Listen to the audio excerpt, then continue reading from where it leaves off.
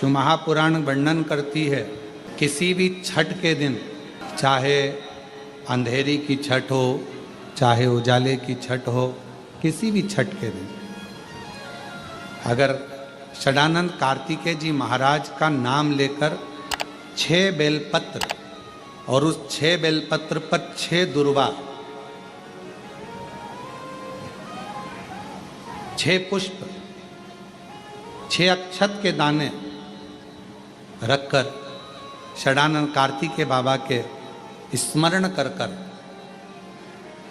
शिवलिंग की जो जलाधारी है, उस जलाधारी पर जहाँ अशोक सुंदरी का स्थान है, उसी के पास में कार्तिकेय जी का स्थान है। किसी भी छठ पर यदि आप बाबा को वो बेलपत्र, वो दुर्वा, वो पुष्प, वो अक्षत का दाना 6 समर्पित करते हैं, किसी भी छठ के दिन, षष्ठी के दिन स्कंद भगवान का नाम लेकर, स्कंदेश्वर बाबा का नाम लेकर, कार्तिकेय बाबा का नाम लेकर यदि समर्पित करते हैं तो जिंदगी में कितना भी कर्जा हो, वो कर्जा 3 महीने के अंदर समाप्त होता ही है। कितना भी कर्जा, आप अपनी पूर्ण ऊर्जा के साथ में शिव महापुराण की कथा कहती है, 6 बेलपत्र, 6 पुष्प, 6 दुर्वा, 6 चावल के दाने और साथ में अपना परिश्रम पूर्ण करो। छठ के दिन स्कंद भगवान का नाम लेकर, स्कंदेश्वर का नाम लेकर भगवान शंकर के जलाधारी पर समर्पित करो, शिव जी से प्रार्थना करो और अपनी मेहनत को 4 चांद लगाओ। कर्जा चूकेगा जरूर, समाप्त जरूर। हम ईश्वर को जानेंगे कैसे, हम ईश्वर को पहचानेंगे कैसे, हम शंकर को पहचानें कैसे? भगवान तो आएगा हमारे दुख को मिटाने के लिए, हमारे कष्ट को मिटाने के लिए, हमारी तकलीफों को दूर करने के लिए। पर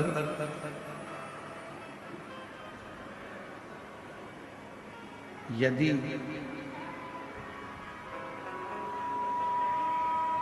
मान लो परमात्मा आ भी जाए तो हम उसको पहचाने कैसे? और यही संवाद रामचरितमानस के अंतर्गत भी आया, यही की है संवाद।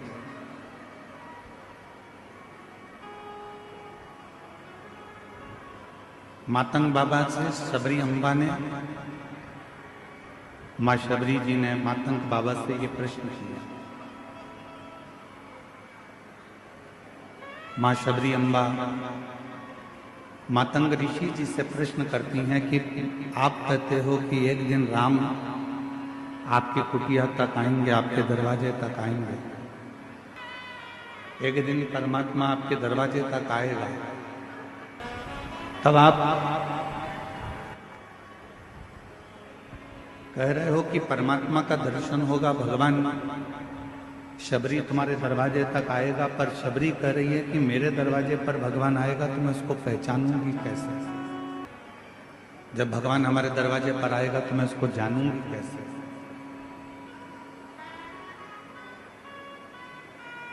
हम उसको पहचान कैसे पाएंगे, हम उसको जान कैसे पाएंगे? तो गुरु मातंग ऋषि ने शब्द कहा, शबरी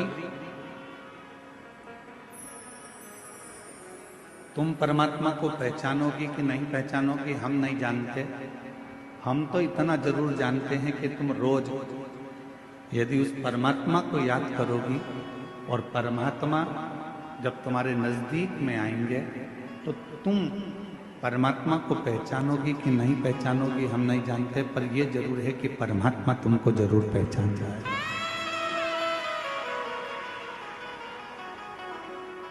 भगवान तुमको जरूर पहचानेगा, परमात्मा तुमको जरूर जान जाएगा। हम क्या प्रयास करते हैं कि हम ईश्वर को जानें? हम क्या प्रयास करते हैं कि हम भगवान को जानें? हम प्रयास करते हैं कि हम ईश्वर को पहचानने का प्रयास करें, हम ईश्वर को जानने का प्रयास करें, हम भगवान को जानने का प्रयास करें, हम शिव को जानने का प्रयास करें। पर शिव महापुराण की कथा कहती है कि आप भगवान का इतना भजन करो, आप भगवान की इतनी भक्ति करो, आप परमात्मा का इतना मंत्र जाप करो, आप परमात्मा का इतना मंत्र स्मरण करो, आप भगवान का इतना नाम जाप करो, इतना स्मरण करो कि आप भले ईश्वर को ना जान पाए पर ईश्वर आपको पहचान जाए कि ये मेरा भक्त है जो दिन रात मुझे पुकारता रहता है।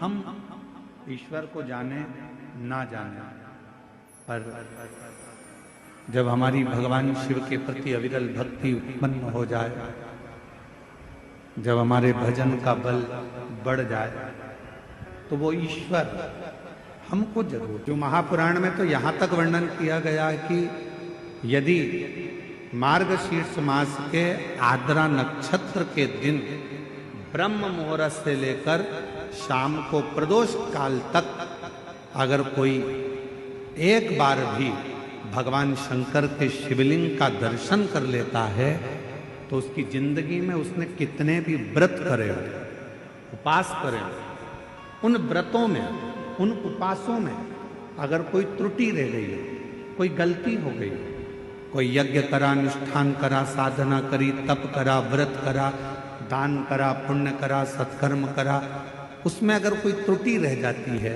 कोई कमी रह जाती है, कुछ छूट गया होता है, तो केवल मार्गशीर्ष मास के आद्रा नक्षत्र के दिन भगवान शंकर के शिवलिंग का दर्शन कर लेने से वो सारी त्रुटियां समाप्त हो जाती है और शिव की कृपा। अब कितनी बड़ी कृपा है भगवान शंकर जी की कि ये 5 दिन की जो कथा है 6 तारीख से 10 तारीख तक जो हो रही है 5 दिन की कथा, उसमें बीच में 9 तारीख पड़ रही है और उस 9 तारीख को मेरे शंकर भगवान की प्रथम ज्योति का दर्शन हुआ, शिवलिंग का दर्शन हुआ आद्रा नक्षत्र के दिन भगवान शिव।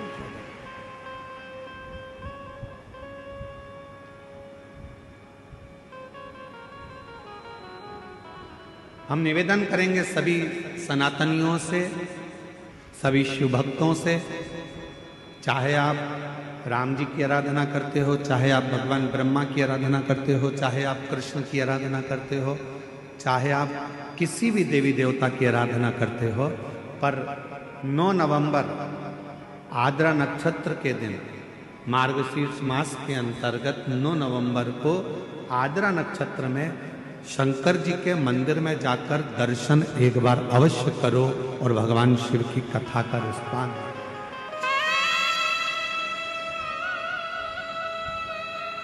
अवश्य।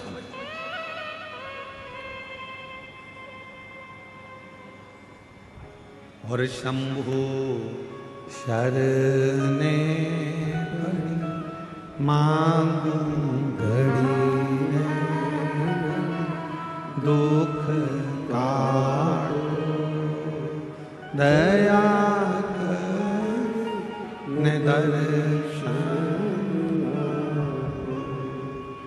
शिव की आराधना का सुख कहीं ना कहीं भगवान ऐसी कृपा करता है, शिव ऐसी करुणा करते हैं, भगवान शंकर ऐसी दया करते हैं, ऐसी कृपा कर देते हैं कि आपको शिव अपनी ओर खींच लेते हैं।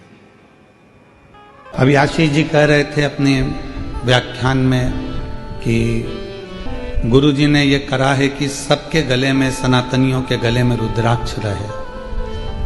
हमारा एक लक्ष्य है, सर्वे भवन्तु।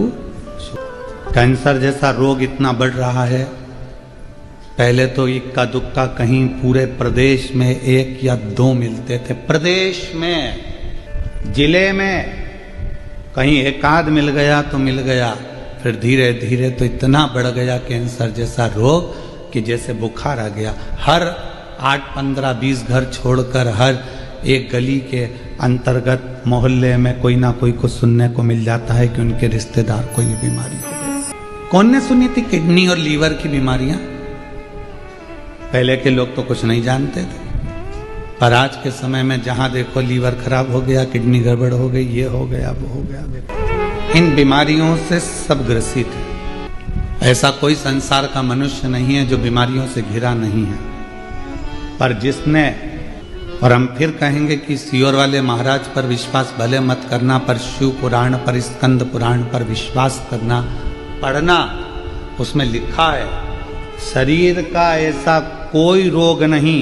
शंकर भगवान स्वयं जगत जननी अम्बा को उमा संहिता में कहते हैं, पार्वती मनुष्य देह के अंतर्गत कली काल में शरीर का ऐसा कोई रोग नहीं जिसको मेरे अश्रु से प्रकट हुआ रुद्राक्ष मिटा नहीं सकता। एक मुखी से लेकर 14 मुखी रुद्राक्ष का वर्णन शिव महापुराण में है। एक मुखी से लेकर 16 मुखी तक रुद्राक्ष का वर्णन स्कंद पुराण में है। ऐसा कोई रोग नहीं है जिसका निवारण रुद्राक्ष नहीं करता हो। ये शिव कह रहे हैं, सियोर वाला महाराज नहीं। शिव महापुराण में भगवान शंकर स्वयं कह रहे हैं, पार्वती धारण करो शरीर पर। शरीर में अगर ज्यादा रोग है तो उसको तांबे के कलश में गलाकर वो जल शिव जी को चढ़ाओ, चढ़ाकर आचमन करो। पूरी दुनिया में केवल एक सीहोर का रुद्राक्ष ऐसा है जिसको रिसर्च सेंटरों में 1000 बार रिसर्च मारा गया है, केवल सीहोर के रुद्राक्ष। कि आखिर ऐसा क्या हो रहा है कि इतने पत्र भरे पड़े हुए हैं, लोगों को संतान हो रही है, किसी का किडनी, किसी का लीवर, किसी का थायराइड सब ठीक हो रहा है, किसी का चर्म रोग ठीक हो रहा है। हजारों बार रिसर्च करा गया, तब पता चला कि ये रुद्राक्ष गंडकी रुद्राक्ष है। इसमें गंडकी नदी का जल का तत्व आ जाता, और वो रुद्राक्ष का जल हमारे शरीर के अंदर जब जाता है तो वो जैसे गंडकी नदी में पड़ा हुआ एक पाषाण, एक पत्थर सालिग्राम बन जाता है, उसी तरह गंडकी का रुद्राक्ष हमारे जीवन को एक आनंद प्रदान करता है, सुख प्रदान करता है। पर रुद्राक्ष हो, चाहे बेलपत्र हो, चाहे श्री शिवाय नमस्तुभ्यम हो, चाहे एक लोटा जल हो, कब असर करेगा? जब आपने उस पर पूर्ण विश्वास कर लिया, भरोसा। एक पत्र है, कथा की शुरुआत में वो पत्र जलगांव के सदाकर है कि सवाकर है, सुधाकर नगर गोदावरी कॉलेज। मेरा नाम मंदा संभाजी पवार है। कहीं बैठी हो तो हाथ हिला सकती हैं। मंदा संभाजी पवार, आप ही आइए। मैं बाबा को प्रणाम करने के लिए आई हूं। गुरुदेव, एक लोटे जल का मेरे बेटे के गले में 2 गठाने थी। वो अस्पताल जाकर हम लोगों ने दिखाया, पुणे भी, नासिक भी, इन सभी अस्पतालों में जांच कराई तो पता चला कि कैंसर की गठान। अब कैंसर की गठान सुनकर दिल तो रो दिया।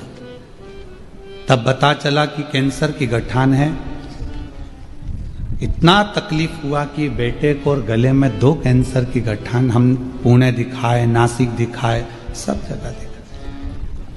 ऑपरेशन ना कराऊं, कुछ ऐसा हो जाए कि ये मेरा कैंसर ठीक हो जाए। तब एक बहन जी ने बताया कि गुरुजी सियोर वाले पंडित प्रदीप मिश्रा 9:15 रात्रि का एक उपाय बताते हैं, जो रात को 9:15 पर किया जाता है। और यदि वो उपाय सटीकता से अच्छे से अगर करा तो निश्चित है कि आराम मिलेगा। सियोर का रुद्राक्ष लाए, 9:15 वाला रात्रि का उपाय करना प्रारंभ करा, और बाबा की ऐसी कृपा हुई कि बेटे की गांठ की जांच मुंबई भेज दी गई। और मुंबई से जब जवाब आया तो पूरी गठाने नील थी, बाबा की कृपा से। वो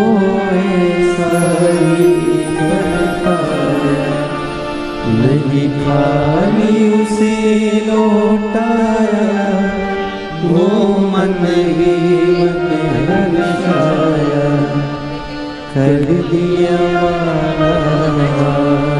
काशी वाले। दीदी कह रही हैं, जिस बेटे को हुआ था उसके पिताजी को भी कैंसर हुआ था, और दोनों को डॉक्टर ने ऐसा कैंसर बताया था कि वो ठीक नहीं हो सकते थे, पर दीदी कह रही हैं आज दोनों कैंसर मुक्त हो गए बाबा की ये पार्वती मैया का प्रागट्य हो। माँ जगत जननी जगदम्बा अम्बा पार्वती का प्रागट्य, माँ पार्वती जी का प्रागट्य। हिमालय राज की नगरी में आनंद समाहित हो रहा, पूरी नगरी।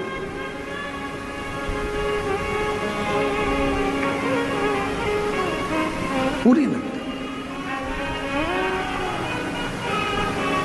सूचना मिल गई भगवान देवाधिदेव महादेव को कि पार्वती जी का प्रागट्य हुआ।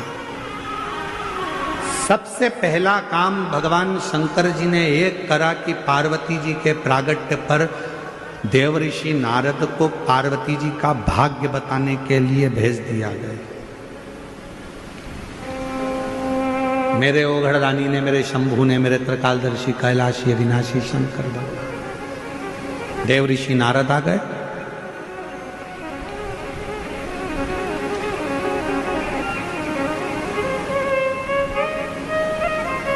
मैनावती की गोद में पार्वती जी थी।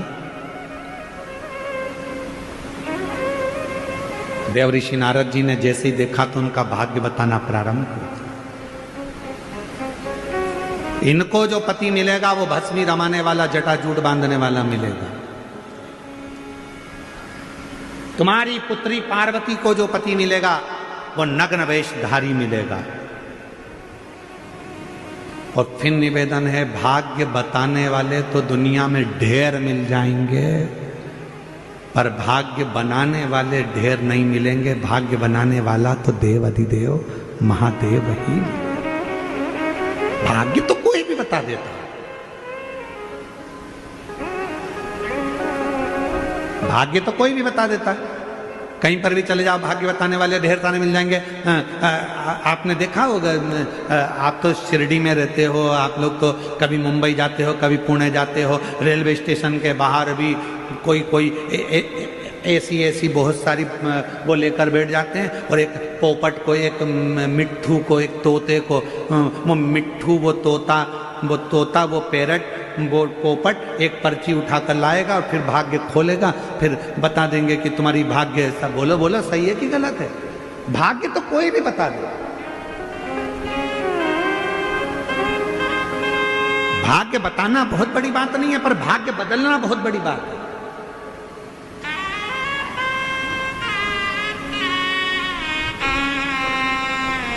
और मेरे देवाधिदेव महादेव किसी का भाग्य कभी नहीं बताते। यशोदा जी ने पूछा था हमारा भाग्य बता दो, तो शिव जी ने मना कर दिया। मां कौशल्या जी ने पूछा था कि राम जी का भाग्य बता दो, तो शिव जी ने मना कर दिया। शंकर भाग्य नहीं बताते, शिव जी का काम है। शंकर भगवान कभी भाग्य नहीं बताएंगे। इसलिए ये व्यासपीठ हमसे कोई पूछे कि हमारा भाग्य बता दो, तो हमको हमारा ही नहीं मालूम, तो हम तुम्हारा क्या खाद बताएं? ये व्यासपीठ भी कभी किसी का भाग्य नहीं बताते। सियोर वाला महाराज कभी किसी का भाग्य नहीं बताता। शिव महापुराण की कथा कहती है शंकर भगवान कभी किसी का भाग्य नहीं बताते, पर शंकर भगवान एक काम करते हैं, एक लोटा जल चढ़ाने वाले का भाग्य बदल देते हैं, भाग्य बना दे।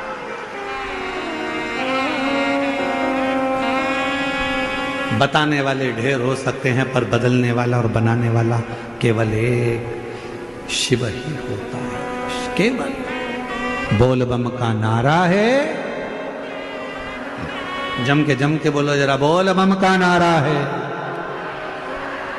हार हार महान। भगवान शिव भाग्य बनाते हैं, भाग्य बदलते हैं, बताते हैं।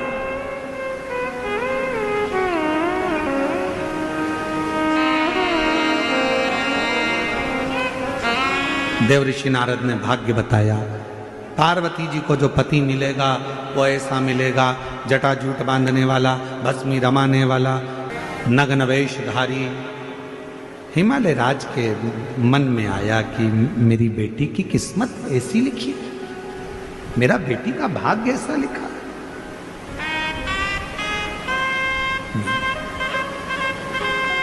मैनावती रोने लगी। हिमालय राज ने कहा कि क्यों रोती, क्यों रो रही हो? मेरी बेटी का भाग्य ऐसा ऐसा मत। अगर तुम्हें लगता है कि बेटी का भाग्य ऐसा है तो अपन बेटी की शादी ही नहीं करेंगे। जो पहले कथा में कहा, आज फिर कहते हैं, अपनी बेटी की शादी बहुत गाड़ी बंगला देखकर मत करना।